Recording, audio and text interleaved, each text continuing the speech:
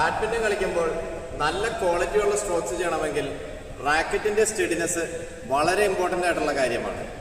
നമ്മൾ പലപ്പോഴും ശ്രദ്ധിച്ചു കാണും, സ്മാഷ് ചെയ്യുന്ന ടൈമിൽ ചില പ്ലേയേഴ്സ് റാക്കറ്റ് ഇങ്ങനെ എടുത്തിട്ട് ഇങ്ങനെ അടിക്കുന്നത്.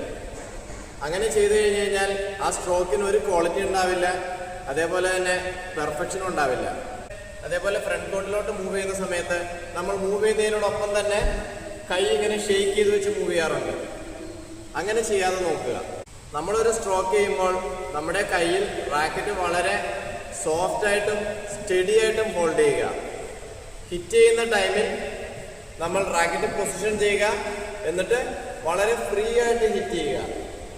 അതേപോലെ തന്നെ നമ്മൾ പുറകിൽ ഹിറ്റ് ചെയ്ത് കഴിഞ്ഞാൽ മുൻപിലോട്ടാണ് മൂവ് ചെയ്യുന്നതെങ്കിൽ റാക്കറ്റ് സ്റ്റഡി ആയിട്ട് വെച്ച് സ്ട്രെച്ച് ചെയ്ത് മൂവ് ചെയ്യുക. അതിൻ്റെ ഇടയിൽ ഒരു എക്സ്ട്രാ ആക്ഷൻ റാക്കറ്റിന് വരാതെ നോക്കുക.